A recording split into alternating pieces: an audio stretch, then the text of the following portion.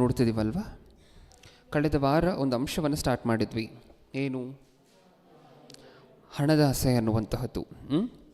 ಅದಕ್ಕಿಂತ ಮುಂಚೆ main topic ಆಗಿ ಅಪವಾದಿಯ ಕಾರ್ಯಗಳು ಅನ್ನುವಂತಹ ಅಂಶವನ್ನು ಸ್ಟಾರ್ಟ್ ಮಾಡಿ, ಅಪವಾದಿಯ ಕಾರ್ಯಗಳಲ್ಲಿ 2 ಭಾಗವನ್ನು ನೋಡಿಕೊಂಡು ಆತನೇನೇನು ಮಾಡ್ತಾನೆ, ಹೇಗೆಲ್ಲ ನಮ್ಮನ್ನು ಮೋಸ ಮಾಡ್ತಾನೆ ಅನ್ನುವಂತಹದನ್ನು 2 ವಾರಗಳ ಕಾಲ ನೋಡಿಕೊಂಡು, ಕಳೆದ ವಾರದಿಂದ ಮತ್ತೊಂದು ಉಪಭಾಗವನ್ನು ಸ್ಟಾರ್ಟ್ ಮಾಡಿದ್ವಿ. ಏನು ಉಪಭಾಗದ ಹೆಸರೇನು?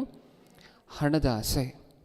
ಇಂಗ್ಲೀಷಲ್ಲಿ ಹೇಳಬೇಕು ಅಂತ ಹೇಳಿದ್ರೆ ಒಂದು ಸ್ವಲ್ಪ ಕನ್ನಡದಲ್ಲಿ ಇರುವಂತೆ ಬೇಡ, ಇಲ್ಯೂಷನ್ ಆಫ್ ಮನಿ ಅಂತ ಹೇಳಿ ಬರ್ಕೊಳ್ಳಿ. ಯಾರಾದರೂ ಬರ್ಕೊಳ್ತಿರುವಂಥವ್ರು ಇದ್ರೆ ಲೈವಲ್ಲಿ ಆಗಿರ್ಬೋದು, ಎಲ್ಲಾದರೂ. ಇಲ್ಯೂಷನ್ ಆಫ್ ಮನಿ ಅಂದರೆ ಹಣದ ಮಾಯೆ. ಏನು ಮಾಡ್ತಿದೆ ಇಷ್ಟಕ್ಕೂ ಹಣ ನಮ್ಮ ಹತ್ರ? ಕಳೆದ ವಾರ ನಾವೇನೇನೆಲ್ಲ ಆಲೋಚನೆ ಮಾಡಿದ್ವಿ ಹಣದ ಬಗ್ಗೆ, ಹೇಗೆಲ್ಲ ಮೋಸ ಮಾಡುತ್ತೆ ನಮಗೆ ಹಣ. ಹಣವನ್ನು ತಯಾರು ಮಾಡಿದ್ಯಾರು? ನಾವು ಮನುಷ್ಯರು. ಈ 10 ರೂಪಾಯಿಗೆ ಇಷ್ಟು ಅಧಿಕಾರ ಅಂತ ಹೇಳಿ ಕೊಟ್ಟಿದ್ಯಾರು? ಮನುಷ್ಯರು. 100 ರೂಪಾಯಿಗೆ ಇಷ್ಟು ಅಧಿಕಾರ, ಇಷ್ಟು ಐಟಮ್ ಬರಬೇಕು ಅಂತ ಹೇಳಿ ಫಿಕ್ಸ್ ಮಾಡಿದ್ಯಾರು? ಮನುಷ್ಯರು. 2000 ರೂಪಾಯಿಗೋ ಅಥವಾ 500 ರೂಪಾಯಿಗೋ ಇಷ್ಟು ಐಟಮ್ ಬರಬೇಕು ಅಂತ ಫಿಕ್ಸ್ ಮಾಡಿದ್ದು ನಾವೇ. ಹಣಕ್ಕೆ ಅಧಿಕಾರ ಕೊಟ್ಟು ದೇವರ ಸೃಷ್ಟಿಯಾಗಿರುವಂತಹ ಒಬ್ಬ ಮನುಷ್ಯನ ಸೃಷ್ಟಿಯಾಗಿರುವಂತಹ ಈ ಮನಿಗೆ, ಈ ಹಣದ ಮುಂದೆ ಹೋಗಿ ಕೈ ಚಾಚುವಂತಹದ್ದು. ಅಪವಾದಿ ಹೇಗೆಲ್ಲ ಟರ್ನ್ ಮಾಡ್ತದೆ ಅಂತ ಹೇಳಿ ನಾವು ಕಳೆದ ವಾರ ಮಾತಾಡ್ಕೊಂಡಿದ್ವಲ್ವ. ಒಬ್ಬ ವ್ಯಕ್ತಿ ಬಂದು ನಿಮ್ಮ ಮುಂದೆ ಕೈ ಇಡ್ತಿದ್ದಾನೆ, ಭಿಕ್ಷೆ ಬೇಡ್ತಿದ್ದಾನೆ ಅಂತ ಹೇಳಿದಾಗ ಅವನು ಏನಕ್ಕೋಸ್ಕರ ಭಿಕ್ಷೆ ಬೇಡ್ತಿದ್ದಾನೆ ಅಂತ ಮಾತಾಡ್ಕೊಂಡಿದ್ವಿ? ಮನುಷ್ಯನು ಸೃಷ್ಟಿ ಮಾಡಿರುವಂಥ ಹಣಕ್ಕೆ. ಹೌದಾ? ಯಾರು ನಿಮ್ಮ ಹತ್ರ ಭಿಕ್ಷೆ ಬೇಡ್ತಿರುವಂತಹದ್ದು, ಯಾರು ನಿಮ್ಮ ಹತ್ರ ಕೈ ಇಡ್ತಿರುವಂತಹದ್ದು? ಯಾರು? ದೇವರು ಸೃಷ್ಟಿ ಮಾಡಿರುವಂತಹ ಒಬ್ಬ ವ್ಯಕ್ತಿ. ಹೌದಾ? ದೇವರು ಸೃಷ್ಟಿ ಮಾಡಿರುವಂತಹ ಒಂದು ಸೃಷ್ಟಿ ನಿಮ್ಮ ಮುಂದೆ ಬಂದು ಮನುಷ್ಯರು ಸೃಷ್ಟಿ ಮಾಡಿರುವಂತಹ ಸೃಷ್ಟಿಗೆ ಕೈ ಎಟ್ತಿದ್ದಾರೆ. ಇದು ಹಣ ನಮ್ಮ ಜೀವನಗಳನ್ನು ಎಷ್ಟು ಆಕ್ರಮಿಸ್ಕೊಂಡು ಎಷ್ಟು ಕಂಟ್ರೋಲಿಗೆ ತೊಗೊಂಡಿದೆ ನಮ್ಮನ್ನೆಲ್ಲ ಅಂತ ಹೇಳಿದ್ರೆ ಇಷ್ಟು. ಹಣಕ್ಕೆ ಅಧಿಕಾರ ಕೊಟ್ಟಿದ್ದು ನಾವು, ಹಣಕ್ಕೆ ಅಧಿಕಾರ ಕೊಟ್ಟು ಅದರ ಹಿಂದೆ ಓಡ್ತಿರುವಂತಹದ್ದು ನಾವು ಪ್ರತಿನಿತ್ಯವೂ ಸಹ. ಚಿನ್ನದ ಬಗ್ಗೆ ಮಾತಾಡ್ಕೊಂಡಿದ್ವಿ, ಜಾಗದ ಬಗ್ಗೆ ಮಾತಾಡ್ಕೊಂಡಿದ್ವಿ ನಾವು ಕಳೆದ ವಾರ. ಇಷ್ಟಕ್ಕೂ ಚಿನ್ನ ಬೆಲೆ ಏರ್ತಿದೆ, ಕಾರಣ ಯಾರು? ಚಿನ್ನ ಬೆಲೆ ಏರ್ತಿದೆ, ಕಾರಣ ಯಾರು? ಮನುಷ್ಯರು. ಒಂದು ಎಕ್ಸಾಂಪಲನ್ನು ಸಹ ಮಾತಾಡ್ಕೊಂಡಿದ್ವಲ್ವಾ. ಏನು? ಭೂಮಿ ಮೇಲೆ ಒಬ್ಬ ಮನುಷ್ಯ ಮಾತ್ರ ಇದ್ದಾನೆ, ಯಾರೂ ಇಲ್ಲ. ಅವಾಗ ಚಿನ್ನ ಬೇಕಾ ಮನುಷ್ಯನಿಗೆ? ಹಣ ಬೇಕಾ? ಸೈಟು? ಭೂಮಿ ಎಲ್ಲ ಒಂದೇ ಅಲ್ವಾ? ಜಾಗ ಎಲ್ಲ ಒಂದೇ, ಚಿನ್ನ ಎಲ್ಲ ಒಂದೇ, ಇರುವಂಥ ಹಣ ಎಲ್ಲ ಒಂದೇ. ಇಟ್ಕೊಂಡು ಏನೂ ಮಾಡಲಿಕ್ಕಾಗೋದಿಲ್ಲ. ಆವಾಗ ಗೊತ್ತಾಗುತ್ತೆ ನಮಗೆ ಇಂಟ್ರೆನ್ಸಿಕ್ ವ್ಯಾಲ್ಯೂ ಇರೋದು ಏನಾದರೂ ಬೇಕು ಅಂತ ಅನಿಸುತ್ತೆ, ರಿಯಲ್ ವ್ಯಾಲ್ಯೂ ಇರೋದು ಏನಾದರೂ ಬೇಕು ಅನಿಸುತ್ತೆ, ನ್ಯಾಚುರಲ್ ವ್ಯಾಲ್ಯೂ ಇರೋದು ಏನಾದರೂ ಬೇಕು ಅನಿಸುತ್ತೆ. ಏನದು? ದೇವರು ಸೃಷ್ಟಿ ಮಾಡಿರುವಂಥ ಆಹಾರ, ನೀರು, ಇದರ ಬೆಲೆ ಎಲ್ಲ ನಮಗೆ ಅವಾಗ ಗೊತ್ತಾಗುತ್ತೆ. ಚಿನ್ನ ಅಷ್ಟು ಮೇಲೆ ಹೋಗಿದೆ ಅಂತ ಹೇಳಿದ್ರೆ ಅದನ್ನು ಮೇಲೆ ಕಳಿಸಿರುವಂತಹದ್ದು ನಾವು. ನಾವೇ ಕಳಿಸ್ಬಿಟ್ಟು ನಾವೇ ಅದರ ಹಿಂದೆ ಓಡ್ತಿದ್ದೀವಿ. ಹೌದಾ? ಇದರ ಅರ್ಥ ನಾವು ಕಳೆದ ವಾರನೂ ಮಾತಾಡ್ಕೊಂಡ ಹಾಗೆ ನಿಮ್ಮ ಜೇಬಲ್ಲಿರುವಂಥ ಹಣವನ್ನು ನೀವು ಹೊರಗಡೆ ಹಾಕಬೇಕು, ನೀವು ದುಡಿಬಾರ್ದು ಅನ್ನುವಂತಹದ್ದಲ್ಲ. ನಮ್ಮ ಮೇಲೆ ಯಜಮಾನನಾಗಿ ಯಾರನ್ನು ಇಟ್ಕೊಂಡಿದ್ದೀವಿ ಅನ್ನುವಂತಹದ್ದು ಮಾತ್ರ ಪ್ರಶ್ನೆ. ಸತ್ಯವೇದದಲ್ಲಿ ಶ್ರೀಮಂತ, ಧನವಂತ, ಹಣವಂತ ಪರಲೋಕಕ್ಕೆ ಹೋಗೋದಿಲ್ಲ, ಐಶ್ವರ್ಯವಂತನು ಪರಲೋಕ ರಾಜ್ಯವನ್ನು ಪ್ರವೇಶಿಸೋದಿಲ್ಲ. ಒಂದು ಒಂಟೆ ಸೂಜಿಯ ಕಣ್ಣಿನಲ್ಲಿ ಬೇಕಾದರೂ ಪ್ರವೇಶ ಮಾಡಬಹುದು, ಐಶ್ವರ್ಯವಂತನು ಯಾವುದೇ ಕಾರಣಕ್ಕೂ ಪರಲೋಕಕ್ಕೆ ಪ್ರವೇಶಿಸೋದಿಲ್ಲ ಅನ್ನುವಂತಹ ಮಾತನ್ನು ನೋಡಿದ್ವಿ. ಅದೇ ಸಮಯದಲ್ಲಿ ಯೋಬನು ಒಬ್ಬ ಐಶ್ವರ್ಯವಂತನು, ಅಬ್ರಹಾಮನು ಒಬ್ಬ ಐಶ್ವರ್ಯವಂತನು ಭೂಮಿಯ ಮೇಲೆ, ದಾವೀದನು ಐಶ್ವರ್ಯವಂತನು, ಸೊಲೊಮೋನನು ಐಶ್ವರ್ಯವಂತನು. ಇವರೆಲ್ಲ ಹೇಗೆ ಟಿಕೆಟ್ ತೊಗೊಂಡು ರೆಡಿ ಇದ್ದಾರೆ ಪರಲೋಕಕ್ಕೆ? ಹಾಗಿದ್ದರೆ ಐಶ್ವರ್ಯವಂತರು ಪರಲೋಕ ರಾಜ್ಯಕ್ಕೆ ಹೋಗೋದಿಲ್ಲ ಅಂದರೆ ಇವರೆಲ್ಲ ಹೇಗೆ ಟಿಕೆಟ್ ತೊಗೊಂಡು ರೆಡಿ ಇದ್ದಾರೆ ಪರಲೋಕಕ್ಕೆ? ಹೇಗೆ? ಇಲ್ಲಿ ಪ್ರಶ್ನೆ, ನಾವು ಯಾರನ್ನು ಯಜಮಾನನಾಗಿ ಇಟ್ಕೊಂಡಿದ್ದೀವಿ. ಅದಕ್ಕೆ ನಾವು ಸತ್ಯವೇದದಲ್ಲಿ ಕಳೆದ ವಾರ ಒಂದು ವಚನ ಓದಿದ ಹಾಗೆ, ಇಬ್ಬರು ಯಜಮಾನರಿಗೆ ನಾವು ಸೇವೆ ಮಾಡಲಿಕ್ಕಾಗೋದಿಲ್ಲ. ಅದರಲ್ಲಿ ಒಬ್ಬ ಯಜಮಾನ ದೇವರು, ಇನ್ನೊಬ್ಬ ಯಜಮಾನ ಧನ, ಹಣ. ಹೌದಾ? ಒಂದು ವೇಳೆ ನಾವು ಹಣವನ್ನು ನಮ್ಮ ಮೇಲೆ ಹಣ ನಮ್ಮ ಹತ್ರ ಇರುವಂತಹ ತಪ್ಪಲ್ಲ, ಆದರೆ ನಮ್ಮ ಹತ್ರ ಇರುವಂಥ ಹಣವನ್ನು ನಮ್ಮ ಮೇಲೆ ಯಜಮಾನನಾಗಿ ಇಟ್ಕೊಂಡಿದ್ದೀವಿ ಅಂತ ಅಂದ್ಕೊಳ್ಳಿ. ಯಜಮಾನನಾಗಿ ಇಟ್ಕೊಳ್ಳುವಂತಹದ್ದು ಅಂದರೆ ಏನು? ಯಜಮಾನ ಏನಾದರೂ ಹೇಳಿದ್ರೆ ಕೇಳುವಂತಹದ್ದು. ಯಜಮಾನ ಅಂತ ಯಾರನ್ನು ಕರಿತೀವಿ? ಅವ್ರು ಏನಾದರೂ ಹೇಳಿದ್ರೆ ನಾವು ಕೇಳಬೇಕಾಗಿರುವಂಥ ಹಂತದಲ್ಲಿ ನಾವಿದ್ದರೆ ನಮಗೆ ಇನ್ಸ್ಟ್ರಕ್ಷನ್ ಕೊಡ್ತಿರುವಂತಹ ವ್ಯಕ್ತಿಯನ್ನು ಯಜಮಾನ ಅಂತ ಹೇಳಿ ಕರಿತೀವಿ. ಹೌದಾ? ನಿಮ್ಮ ಹತ್ರ ಇರುವಂಥ ಹಣ ಮಾತಾಡುತ್ತೆ ನಿಮ್ಮ ಹತ್ರ. ಸತ್ಯವೇದದಲ್ಲಿ ನೋಡಿದ್ವಲ್ವ ನಾವು, ಸತ್ಯವೇದದಲ್ಲಿ ಹಣ ಮಾತಾಡಿರುವಂತಹ ವಿಚಾರವನ್ನು ಸಾಕಷ್ಟು ಸರಿ ನೋಡಿದ್ದೀವಲ್ವ. ತಿನ್ನು, ಕೊಡಿ, ಇರುವವರೆಗೂ ನಿನಗೆ ಆರಾಮಾಗಿರುವಂತೆ ಆಸ್ತಿ, ಬೇಕಾಗಿರುವಷ್ಟು ಧಾನ್ಯಗಳು, ದವಸಗಳು ಎಲ್ಲವೂ ಇದೆ. ಇದೆಲ್ಲ ಹಣ ಮಾತಾಡುವಂತಹ ಮಾತುಗಳು.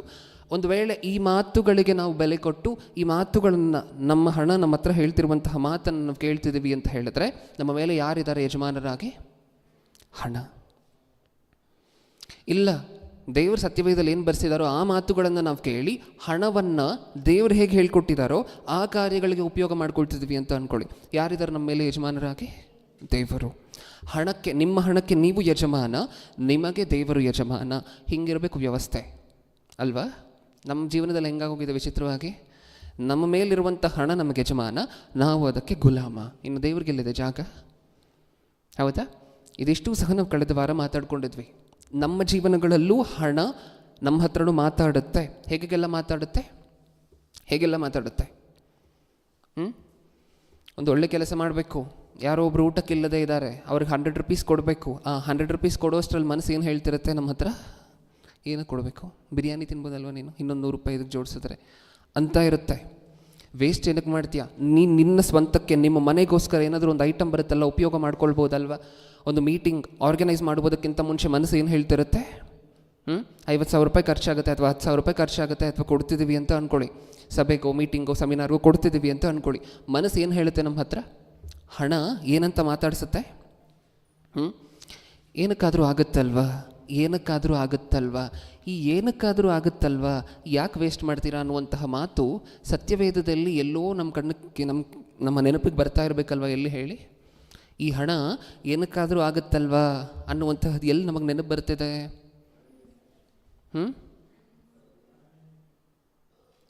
ಕೇಳಿಸಿಲ್ಲ ನನಗೆ. ಈ ಹಣ ಏನಕ್ಕಾದರೂ ಆಗುತ್ತಲ್ವಾ, ಯಾಕೆ ವೇಸ್ಟ್ ಮಾಡ್ತೀರಾ?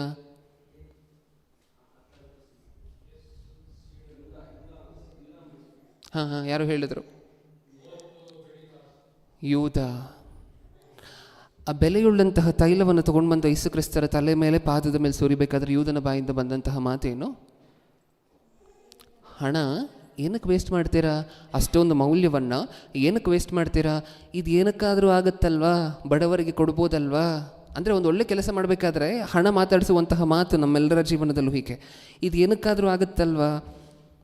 5,000 ರೂಪಾಯಿ ಯಾರಿಗಾದರೂ ಕೊಡ್ತಿದ್ದೀರಾ ಕಷ್ಟ ಅಂತ ಅನ್ನುವಂಥವ್ರಿಗೆ, ಬಡ್ಡಿಗಳನ್ನು ಹೇಳ್ತಿರುವಂತಹದ್ದು ಕೊಡ್ತಿದ್ದೀರಾ. ಹಾಗೆ ನೀವು ಇಟ್ಕೊಳ್ಳಿ, ನೀವು ಉಪಯೋಗ ಮಾಡ್ಕೊಳ್ಳಿ ನಿಮ್ಮ ಪರಿಸ್ಥಿತಿಯ ನಿಮಿತ್ತ ಅಂತ ಕೊಡ್ತಿದ್ದೀರಾ ಅಂತ ಅಂದ್ಕೊಳ್ಳಿ.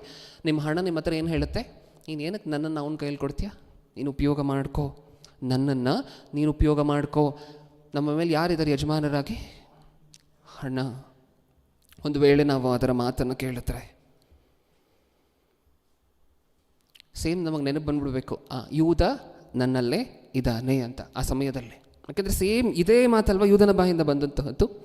ಇದು ಏನಕ್ಕಾದರೂ ಆಗುತ್ತಲ್ವಾ? ಈ ಒಳ್ಳೆ ಕೆಲಸ ಬಿಟ್ಟು ಇನ್ನೂ ಏನಕ್ಕಾದರೂ ಆಗುತ್ತಲ್ವಾ?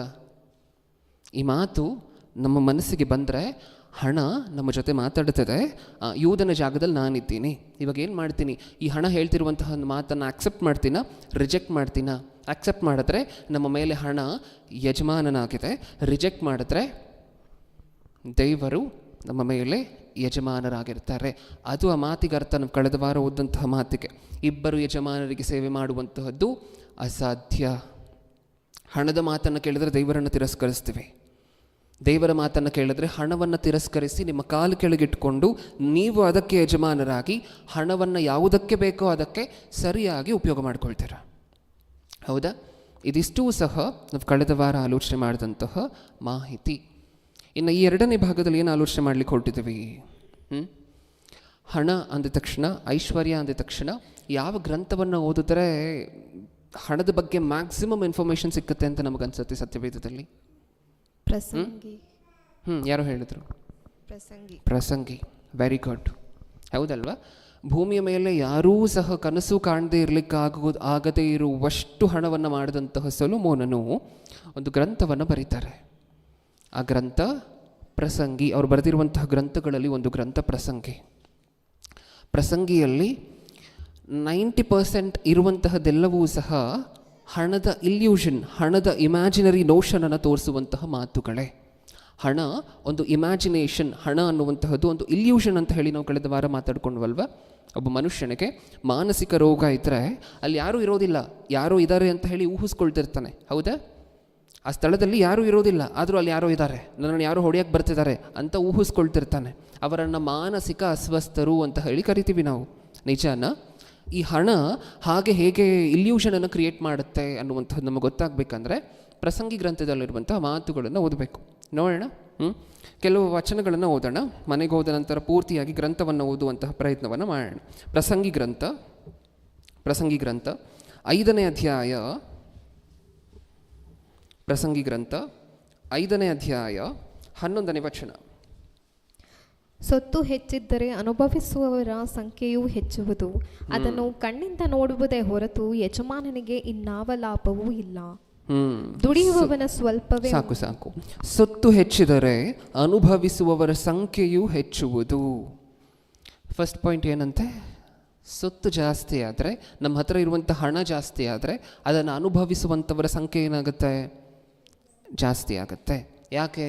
ನಮ್ಮ ಜೊತೆ ಯಾವಾಗಲೂ ಇಲ್ಲದೇ ಇರುವಂಥ ಸ್ನೇಹಿತರು ಅವಾಗ ಬಂದು ಸೇರ್ಕೋತಾರೆ, ನಮ್ಮ ಜೊತೆ ಇಲ್ಲದೇ ಇರುವಂತಹ ಬಂಧು ಬಳಗ ಅವಾಗ ಬಂದು ಸೇರ್ಕೋತಾರೆ. ಅಡ್ರೆಸ್ಗೆ ಇರೋದಿಲ್ಲ ಮುಂಚೆ, ಹೌದಾ? ಅವಾಗ ಆಟೋಮ್ಯಾಟಿಕ್ಕಾಗಿ ಬಂದು ಜಾಯ್ನ್ ಆಗ್ತಾರೆ. ಈಗ ನಿಮ್ಮ ಸೊತ್ತಿಗೆ ಅವರೂ ಸಹ ಪಾಲುದಾರರೇ. ಈಗ ಇನ್ನೊಂದು ಇಂಪಾರ್ಟೆಂಟ್ ಪಾಯಿಂಟ್ ಇದೆ ಅಲ್ಲಿ. ಸೊತ್ತು ಹೆಚ್ಚಿದರೆ ಅನುಭವಿಸುವವರ ಸಂಖ್ಯೆಯೂ ಹೆಚ್ಚುವುದು, ಅದನ್ನು ಕಣ್ಣಿನಿಂದ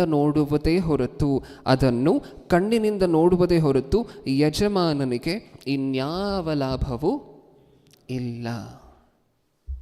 ಏನು ಮಾತಿನ ಅರ್ಥ ಏನು? ಹಣ ನಮ್ಮ ಮೈಂಡಲ್ಲಿ ಕ್ರಿಯೇಟ್ ಮಾಡಿರುವಂತಹ ಕಲ್ಪನೆಗಳು, ಭಾವನೆಗಳೇನೇನು? ನಾನು ನಿನ್ನನ್ನು ಕಾಪಾಡ್ತೀನಿ, ನಿನ್ನ ಕಷ್ಟದಲ್ಲಿರಬೇಕಾದ್ರೆ ನಾನು ಸಹಾಯಕ್ಕೆ ಬರ್ತೀನಿ, ನಿನ್ನನ್ನು ನಾನು ಗುಣಪಡಿಸ್ತೀನಿ.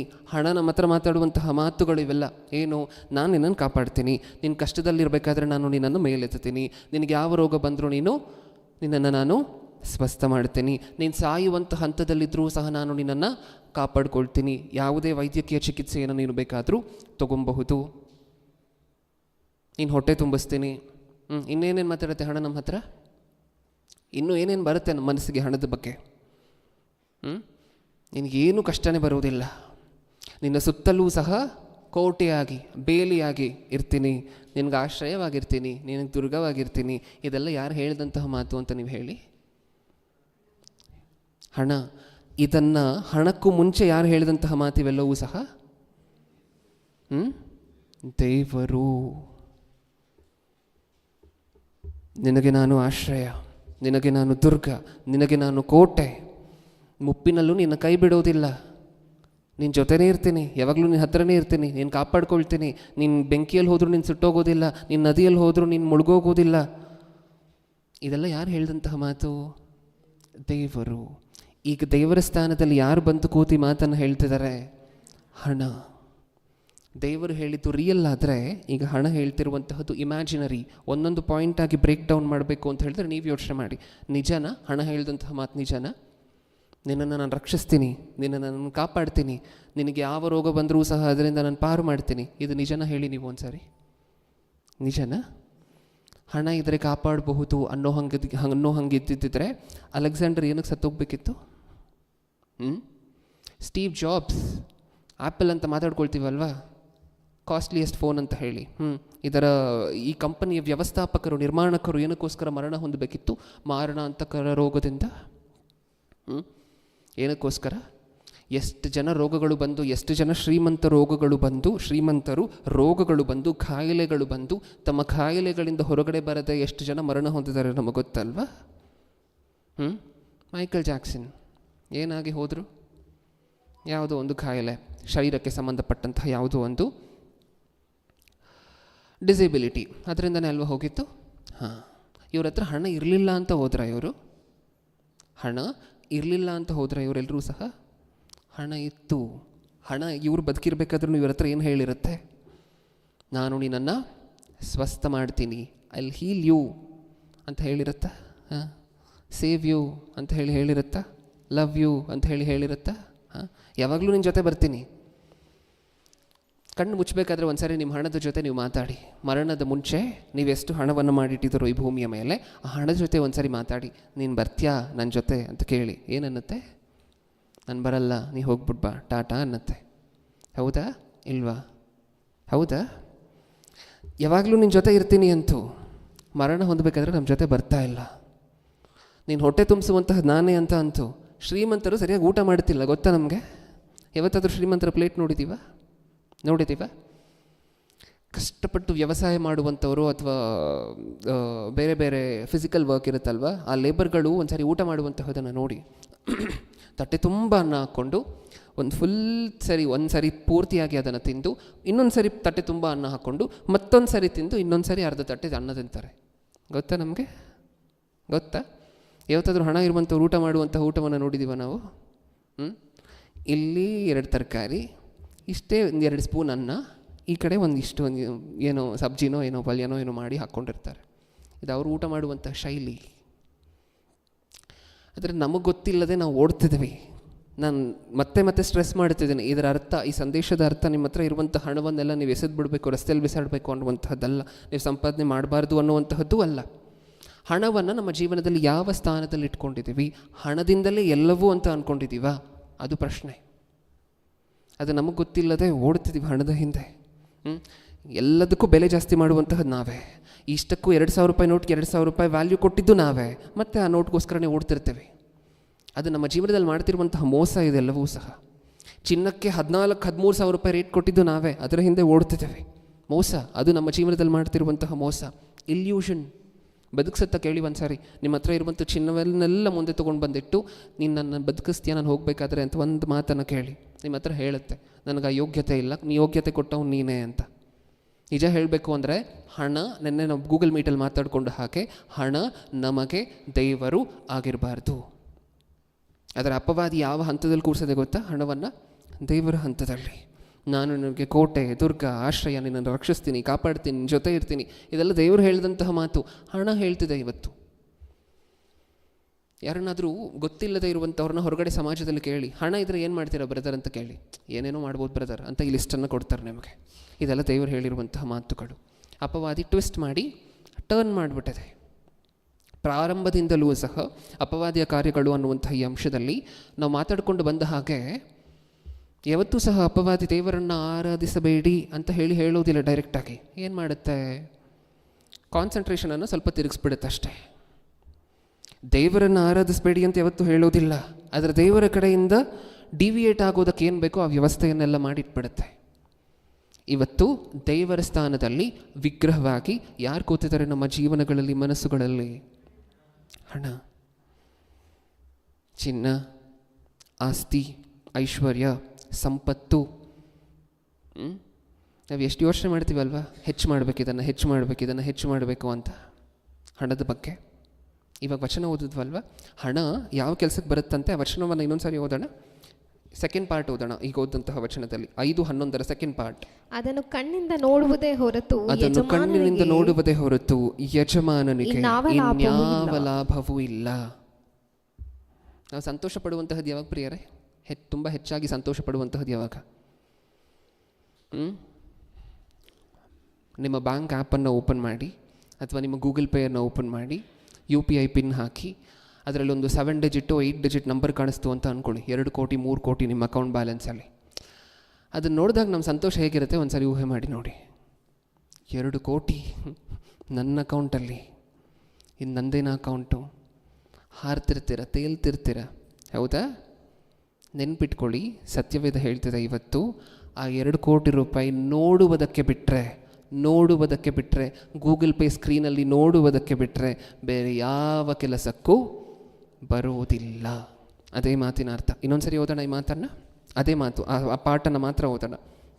ಕಣ್ಣಿನಿಂದ ನೋಡುವುದೇ ಹೊರತು ಯಜಮಾನನಿಗೆ ಇನ್ಯಾವ ಲಾಭವೂ ಇಲ್ಲ. ನಿಜ ಹೇಳಬೇಕು ಅಂದರೆ ದುಡ್ಡು ಬರ್ತಾ ಇದ್ದಂಗೆ ಊಟ ಕಟ್ ಮಾಡ್ತಾ ಇರ್ತೀವಿ, ದುಡ್ಡು ಬರ್ತಿದ್ದಂಗೆ ನಿದ್ರೆ ಕಡಿಮೆ ಮಾಡ್ತಿರ್ತೇವೆ, ಸಮಾಧಾನ ಇರೋದಿಲ್ಲ ಜೀವನದಲ್ಲಿ. ಆದರೂ ಅದರಿಂದನೇ ಓಡ್ತಿರ್ತೀವಿ. ಇನ್ನೂ ಹೆಚ್ಚು ಮಾಡಬೇಕು ಅನ್ನುವಂಥ ಆಕಾಂಕ್ಷೆ. ದುಡಿಯುವಂತಹದ್ದು ತಪ್ಪಲ್ಲ, ಸಂಪಾದಿಸುವಂತಹದ್ದು ತಪ್ಪಲ್ಲ, ನೀವು ಕೆಲಸ ಮಾಡುವಂತಹದ್ದು, ಉದ್ಯೋಗ ಮಾಡುವಂತಹದ್ದು ತಪ್ಪಲ್ಲ. ಇದೆಲ್ಲ ದೇವರು ಕೊಟ್ಟಿರುವಂಥ ಆಜ್ಞೆ ಆದಾಮನಿಗೆ, ಪುರುಷರಿಗೆ, ಹೌದಾ? ಇದನ್ನು ಮಾಡ್ತಾ ಬರ್ತಾ ಎಲ್ಲಿ ನಮ್ಮ ಆಬ್ಜೆಕ್ಟಿವ್, ನಮ್ಮ ಪ್ರೈಮ್ ಆಬ್ಜೆಕ್ಟಿವ್, ನಾನು ಬದುಕಲಿಕ್ಕೆ ದುಡಿಬೇಕು ಅನ್ನುವಂತಹದ್ದು, ಹಣ ಮಾಡಲಿಕ್ಕೆ ದುಡಿಬೇಕು ಅನ್ನುವಂತಹದ್ದು ಎಲ್ಲಿ ಚೇಂಜ್ ಆಗೋಗುತ್ತೋ ಅನ್ನುವಂಥ ಅಷ್ಟೇ ಕನ್ಸರ್ನ್ ಇಲ್ಲಿ ಸತ್ಯವೇದದ್ದು. ಯಾವಾಗ ನಾವು ಹಣ ಹೆಚ್ಚು ಮಾಡಬೇಕು ಅನ್ನುವಂಥ ಹಂಬಲವನ್ನು ಹೊಂದಿರ್ತೀವೋ ಅವಾಗ ಆಟೋಮ್ಯಾಟಿಕ್ಕಾಗಿ ಹಣ ಹೇಳುವಂತಹದ್ದೆಲ್ಲ ಕೇಳಲಿಕ್ಕೆ ಶುರು ಮಾಡ್ತೇವೆ. ಹಣ ನಮ್ಮ ಹತ್ರ ಏನೇನು ಮಾತಾಡುತ್ತೋ ಅದಕ್ಕೆಲ್ಲ ಆಕ್ಸೆಪ್ಟ್ ಮಾಡಲಿಕ್ಕೆ ಶುರು ಮಾಡ್ತೇವೆ, ಅದನ್ನು ಆಕ್ಸೆಪ್ಟ್ ಮಾಡಲಿಕ್ಕೆ ಶುರು ಮಾಡ್ತೇವೆ. ಹೌದಾ? ಮುಂದೆ ನೆಕ್ಸ್ಟ್ ವಚನ, 5ನೇ ಅಧ್ಯಾಯ 12ನೇ ವಚನ. ದುಡಿಯುವವನು ಸ್ವಲ್ಪವೇ ಉಣ್ಣಲಿ, ಹೆಚ್ಚೇ ಉಣ್ಣಲಿ, ಹಾಯಾಗಿ ನಿದ್ರಿಸುವನು. ಐಶ್ವರ್ಯವಂತನ ಸಮೃದ್ಧಿಯೋ ಅವನಿಗೆ ನಿದ್ರೆ ಭರಿಸಲಿದು. ಕಷ್ಟಪಟ್ಟು ದುಡಿತಿರ್ತಾರಲ್ವ, ಅವ್ರು ಏನು ಮಾಡ್ತಾರಂತೆ, ದುಡಿಯುವವನು ಸ್ವಲ್ಪವೇ ಉಣ್ಣಲಿ. ಸ್ವಲ್ಪ ದಿನ ಅವ್ರ ಹತ್ರ ಹಣ ಇರೋದಿಲ್ಲ, ಅವತ್ತು ಸ್ವಲ್ಪನೇ ಊಟ ಸಿಕ್ಕಿರುತ್ತೆ, ಅಥವಾ ಅವ್ರಿಗೆ ಬೇಕಾಗಿ ಇಷ್ಟ ಇಲ್ಲದೆ ಇರುವಂಥ ಊಟ ಸಿಕ್ಕಿರುತ್ತೆ, ಅವ್ರು ಅದನ್ನು ತಿಂದರೂ ಕಣ್ಣು ತುಂಬ ನಿದ್ರೆ ಮಾಡ್ತಾರಂತೆ. ತಟ್ಟೆ ತುಂಬ ತಿಂದು ಕಣ್ಣು ತುಂಬ ನಿದ್ರೆ ಮಾಡುವಂತಹ ಭಾಗ್ಯ ಯಾರಿಗಿದೆ? ಬಡವರಿಗೆ. ಈ ಶ್ರೀಮಂತರು ಏನು ಮಾಡ್ತಾರಂತೆ, ದುಡಿಯುವವನು ಸ್ವಲ್ಪವೇ ಉಣ್ಣಲಿ, ಹೆಚ್ಚೇ ಉಣ್ಣಲಿ, ಹಾಯಾಗಿ ನಿದ್ರಿಸುವನು. ಐಶ್ವರ್ಯವಂತನ ಸಮೃದ್ಧಿಯೋ ಅವನಿಗೆ ನಿದ್ರೆ ಬರಲಿಸದು. ಐಶ್ವರ್ಯವಂತನ ಸಮೃದ್ಧಿ ತನ್ನ ನಿದ್ರೆಯನ್ನು ಹಾಳು ಮಾಡುತ್ತೆ. ಆದರೂ ಪರವಾಗಿಲ್ಲ, ನಾವು ನಿದ್ರೆ ಕೆಟ್ಟರೂ ಪರವಾಗಿಲ್ಲ, ನಮಗೆ ಹಣ ಹೆಚ್ಚಾಗಬೇಕು. ಯಾವತ್ತನ ಹಣವನ್ನು ಇನ್ನೊಬ್ಬರಿಗೆ ನಾವು ಕೊಡಲಿಕ್ಕೆ ಡಿಸೈಡ್ ಮಾಡಿದಾಗ, ಇನ್ನೊಬ್ಬರಿಗೆ ಹೆಲ್ಪ್ ಮಾಡಲಿಕ್ಕೆ ಡಿಸೈಡ್ ಮಾಡಿದಾಗ, ಅಥವಾ ಸಂಘದ ಕಾರ್ಯಗಳಿಗೆ ಅಥವಾ ದೇವರ ಸೇವೆಯ ಕಾರ್ಯಗಳಿಗೆ ನೀವು ಕೊಡಲಿಕ್ಕೆ ಡಿಸೈಡ್ ಮಾಡಿದಾಗ, ಯಾವಾಗಲಾದರೂ ನಮ್ಮ ಮನಸ್ಸು ವಿಚಿತ್ರವಾಗಿ ಅಲ್ಲಾಡ್ತು ಅಂತ ಅಂದ್ಕೊಳ್ಳಿ. ಗೊತ್ತಾಗೋಗ್ಬೇಕು ನಮಗೆ ಏನಂತ. ನಮ್ಮಲ್ಲಿ ದೆವ್ವ ಮನಸ್ಸಿನಲ್ಲಿ ಕೂತು ತಾಂಡವ ಆಡ್ತಿದೆ ಅಂತ ಹೇಳಿ ಗೊತ್ತಾಗೋಗ್ಬೇಕು. ಹೌದಾ?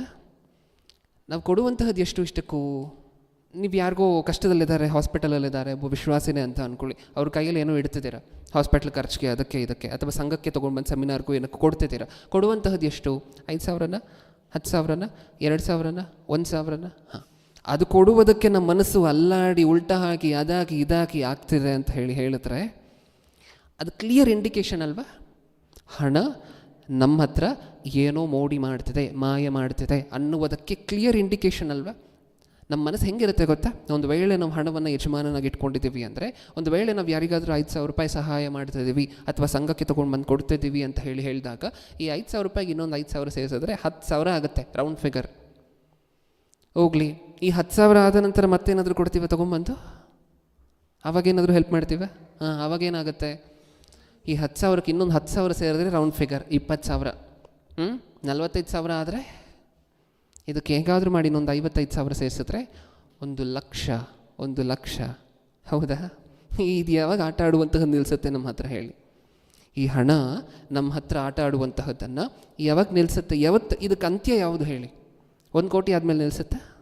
2 ಕೋಟಿ ಆದಮೇಲೆ ನಿಲ್ಲಿಸುತ್ತಾ? 10 ಕೋಟಿ ಆದಮೇಲೆ ನಿಲ್ಲಿಸುತ್ತಾ? ಇದ್ರ ಜೀವನ ಪೂರ್ತಿ ಚೇಸ್ ಮಾಡ್ತಾನೆ ಇರುವಂತಹದ್ದು, ಓಡ್ತಾನೆ ಇರುವಂತಹದ್ದು ಇದ್ರ ಹಿಂದೆ. ಹೌದಾ? ಕೊನೆಗೊಂದಿನ ಬರುತ್ತೆ, ಹೋಗ್ತೀವಿ ಭೂಮಿಯನ್ನು ಬಿಟ್ಟು. ಇದು ಬರೀ ಹಣ ಇಲ್ಲದೆ ಇರುವಂಥವರು ಅದಕ್ಕೋಸ್ಕರ ದುಡಿಯುವಂತಹದ್ದು ಶ್ರೀಮಂತರು ಇಂಥವರ ಪರಿಸ್ಥಿತಿ ಅಲ್ಲ. ಭಿಕ್ಷುಕರು ಸಹ ಹೇಗೆ ಯೋಚನೆ ಮಾಡಲಿಕ್ಕೆ ಶುರು ಮಾಡಿದ್ದಾರೆ ಗೊತ್ತಾ? ನಾನು ಭಿಕ್ಷುಕರು ಅಂತ ಎಲ್ರಿಗೂ ಅರ್ಥ ಆಗುವುದರ ನಿಮಿತ್ತ ಮಾತ್ರ ಕರೀತಿದ್ದೇನೆ, ಕ್ಷಮಿಸಿ. ಭಿಕ್ಷುಕರು ಸಹ ಹೇಗೆ ಯೋಚನೆ ಮಾಡಲಿಕ್ಕೆ ಶುರು ಮಾಡಿದ್ದಾರೆ ಗೊತ್ತಾ? ಹಣದ ಬಗ್ಗೆ ಹೇಗೆ ಯೋಚನೆ ಮಾಡಲಿಕ್ಕೆ ಶುರು ಮಾಡಿದ್ದಾರೆ? ನನ್ನ ಹತ್ರ ಇರುವಂಥ ಹಣವನ್ನು ಖರ್ಚೇ ಮಾಡಬಾರ್ದು. ರೀಸೆಂಟಾಗಿ ಭಾರತ ದೇಶದಲ್ಲಿ ಮರಣ ಹೊಂದಿದಂತಹ ಟಾಪ್ 10 ಭಿಕ್ಷುಕರನ್ನು ತಗೊಂಡು, ಅಂದರೆ ಪ್ರೈಮ್ ಏರಿಯಾಗಳಿರುತ್ತಲ್ವ, ದೊಡ್ಡ ದೊಡ್ಡ ದೇವಸ್ಥಾನಗಳು, ದೊಡ್ಡ ದೊಡ್ಡ ಏರಿಯಾಗಳು, ಜಂಕ್ಷನಲ್ಲಿ ಕೂತ್ಕೊಂಡು ಭಿಕ್ಷೆ ಬೇಡುವಂಥ ಇಂಥವರ ಆಡಿಟ್ ಮಾಡಿದ್ರಂತೆ. ಅವರು ಇಟ್ಟಿದ್ದಂತಹ ಸೇವಿಂಗ್ಸ್ನ ಆಡಿಟ್ ಮಾಡಿದ್ರೆ ಒಬ್ಬೊಬ್ಬರ ಹತ್ರ ಕನಿಷ್ಠ ಪಕ್ಷ ಅಂದರೆ 15ರಿಂದ 20 ಲಕ್ಷ ಇತ್ತಂತೆ ಗೋಣಿ ಚೀಲದ ಕೆಳಗೆ. ಎಷ್ಟು? 15ರಿಂದ 20 ಲಕ್ಷ. ಆ ಹಣ ಅವ್ರಿಗೆ ಏನಂತ ಮೋಸ ಮಾಡಿ ಇವ್ರು ನಿದ್ರೆ ಮಾಡ್ತಾರೆ ಅಂತ ನಿಮಗನ್ಸುತ್ತಾ ಹೇಳಿ? ಗೋಣಿ ಚೀನದ ಕೆಳಗೆ 15 ಲಕ್ಷ ಇಟ್ಕೊಂಡು ನಿದ್ರೆ ಮಾಡ್ತಾರೆ ಅಂತ ನಿಮಗನ್ಸುತ್ತಾ? ಎಲ್ಲರೂ ಸತ್ತೋಗಿದ್ದಾರೆ. ವಿಚಿತ್ರ ಏನು ಅಂದರೆ, ಆಡಿಟ್ ಆದಂಥ ಅಷ್ಟು ಜನ ಭಿಕ್ಷುಕರು ಸಹ ವಯಸ್ಸಾಗಿರುವಂಥವರೇ, ಸತ್ತೋಗಿರುವಂಥವ್ರೆ. ಅಂದರೆ ಇವರು ಭಿಕ್ಷೆ ಎತ್ತಲಿಕ್ಕೆ ಶುರು ಮಾಡಿದಂತಹದ್ದು ಸುಮಾರು 25-30 ವರ್ಷದಲ್ಲಿ ಅಂದಾಗ, ಇವ್ರಿಗೆ ಮರಣ ಆಗಬೇಕಾದ್ರೆ 55, 60, 65, 70 ವರ್ಷ ಆಗಿದೆ. ಅಷ್ಟು ವರ್ಷ ಭಿಕ್ಷೆ ತೆಗೆದು ಅವ್ರ ವಿಚಿತ್ರ ಏನು ಅಂತ ಹೇಳಿದ್ರೆ, ಅವ್ರ ಹತ್ರ ಇದ್ದಂತಹ 1,000 ರೂಪಾಯಿ ನೋಟು ಡಿಮಾನಿಟೈಸೇಷನಲ್ಲಿ ಎಕ್ಸ್ಪೈರ್ ಆಗೋಗಿದೆ ಅನ್ನುವಂತಹ ವಿಚಾರನೂ ಗೊತ್ತಿಲ್ಲ ಅವರಿಗೆ. ಇನ್ನು 1,000 ರೂಪಾಯಿ ನೋಟಿದೆ. ಹೌದಾ? ಈಗ ಹೇಳಿ, ಏನು ಲಾಭ ಬಂತು ಹೇಳಿ? ಲಾಭ ಏನು ಬಂತು? ಅಷ್ಟೊಂದು ಇಟ್ಕೊಂಡು ಅದನ್ನು ಇನ್ನೂ ಹೆಚ್ಚು ಮಾಡಬೇಕು ಅಂತ ಅಂದ್ಕೊಂಡು ಆ ಬಿಸಿಲಲ್ಲಿ ಕೂತ್ಕೊಂಡು ಬೆಳಗ್ಗಿನಿಂದ ಸಂಜೆವರೆಗೂ ಆ ಬಿಸಿಲಲ್ಲಿ ಚಳಿಯಲ್ಲಿ ರಸ್ತೆಯಲ್ಲಿ ಮಲ್ಕೊಂಡು ಒಂದು ಕುಟುಂಬ ಇಲ್ಲದೆ ಇದಿಲ್ಲದೆ ಅದಿಲ್ಲದೆ ಎಲ್ಲರಿಗೂ ದೂರ ಆಯಿತು, ಯಾರಾದರೂ ಬಂದು ನನ್ನ ಹಣ ಕಿತ್ಕೊಂಡು ಹೊರಟೋಗ್ತಾರೇನೋ ಅನ್ನುವಂತಹ ಭಯದಿಂದ ಎಲ್ಲರಿಗೂ ದೂರ ಆಯಿತು. ಅಲ್ಲಿ ಇಲ್ಲಿ ದೇವಸ್ಥಾನದಲ್ಲಿ ಇನ್ನೊಂದು ಕಡೆ ಯಾರಾದರೂ ಊಟ ತೊಗೊಂಬಂದು ಕೊಟ್ಟರೆ ಹಳಿಸಿದ್ದು ಬಳಸಿದ್ದು, ಈ ಜೀವನ ಬೇಕಾ? ಹಾಂ, ಏನಕ್ಕೋಸ್ಕರ ಈ ಪ್ರಯಾಸ ಎಲ್ಲ ಏನಕ್ಕೋಸ್ಕರ ಹೇಳಿ? ಹಣ ಹೆಚ್ಚು ಮಾಡಬೇಕು, ಧನವಂತರಾಗಬೇಕು. ಕೊನೆಗೇನಾಯಿತು? ಹಿಂಗೆ ಸರ್ಕಾರಿ ಅಧಿಕಾರಿಗಳೆಲ್ಲ ಬಂದು ಅದು ಸುತ್ತ ಕೂತ್ಕೊಂಡು ಆ ಚಿಲ್ಲರೆಯನ್ನು ಎಣಿಸ್ಲಿಕ್ಕಾಗದೆ 4-5 ದಿನವೂ ಎಣಿಸಿದಾರಂತೆ. ಅಷ್ಟು ಒಂದಿತ್ತು. ಆ ವಿಡಿಯೋವನ್ನು ಹಾಕ್ತಿದ್ದೆ, ದೀಕ್ಷಿತ್ ಕಳಿಸಿದ್ದೀನಿ ಅನ್ಸುತ್ತೆ. ಅಷ್ಟರಲ್ಲಿ ಇನ್ನೊಂದು ವಚನವನ್ನು ನೋಡೋಣ ನಾವು. 5ನೇ ಅಧ್ಯಾಯ 13ನೇ ವಚನ. 12ನೇ ಲೋಕದಲ್ಲಿ ಕೇವಲ ಈ ದುರ್ದಶೆಯನ್ನು ನೋಡಿದೆನು. ಆಸ್ತಿವಂತನು ತನ್ನ ಆಸ್ತಿಯನ್ನು ಕಾಪಾಡುವುದರಲ್ಲಿಯೇ ಕೊರಗುತ್ತಿರುವನು, ಆ ಆಸ್ತಿಯು ವ್ಯರ್ಥ ಪ್ರಯತ್ನದಿಂದ ಹಾಳಾಗುವುದು. ಲೋಕದಲ್ಲಿ ಕೇವಲ ಈ ದುರ್ದಶೆಯನ್ನು ನೋಡಿದೆನು. ಕೇವಲ ಈ ದುರ್ದಶೆ ಒಂದೇ ಕಾಣಿಸ್ತಿರುವಂತಹದ್ದು. ಅಂದರೆ ಎಲ್ಲರೂ ಹೀಗೆ ಇದ್ದಾರೆ ಅಂತ ಅದರ ಅರ್ಥ. ಲೋಕದಲ್ಲಿ ಬರೀ ಇದೇ ಕಾಣಿಸ್ತಿದೆ ಅಂದರೆ ಎಲ್ಲರೂ ಹೀಗೆ ಇದ್ದಾರೆ ಅಂತ. ನೆಕ್ಸ್ಟ್, ಆಸ್ತಿವಂತನು ತನ್ನ ಆಸ್ತಿಯನ್ನು ಕಾಪಾಡಿಕೊಳ್ಳುವುದರಲ್ಲಿಯೇ ಕೊರಗುತ್ತಿರ್ತಾನಂತೆ. ಏನಕ್ಕೋಸ್ಕರ? ಆಸ್ತಿ ಇರುವಂತಹ ವ್ಯಕ್ತಿ ಅದನ್ನು ಕಾಪಾಡಿಕೊಳ್ಳುವುದಕ್ಕೋಸ್ಕರ ಕೊರಗುವಂತಹದ್ದೇನ?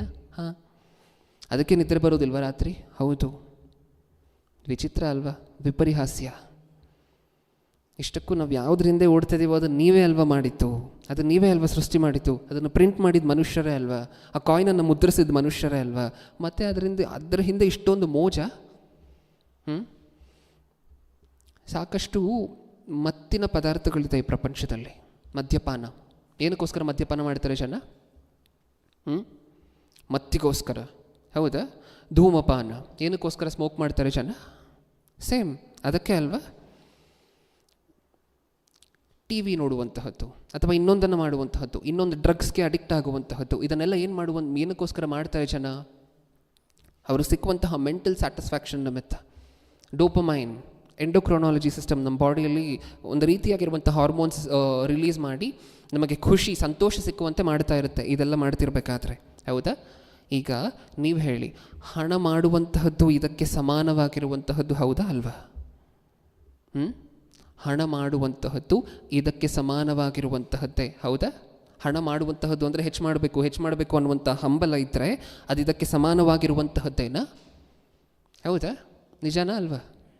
ಯಾಕೆಂದರೆ 1 ಲಕ್ಷ ಕೊಟ್ಟರೆ ಈತನಿಗೆ ಸಮಾಧಾನ ಆಗ್ತಿಲ್ಲ. ನೆಕ್ಸ್ಟ್ ಎಷ್ಟು ಮಾಡಬೇಕು ಅಂತ ಅನ್ಕೋತಿದ್ದಾನೆ? 2 ಲಕ್ಷ. 20 ಲಕ್ಷ ಕೊಟ್ಟರೆ ಸಮಾಧಾನ ಆಗ್ತಿಲ್ಲ, ಎಷ್ಟು ಮಾಡಬೇಕು ಅಂದ್ಕೊಳ್ತಿದ್ದಾನೆ?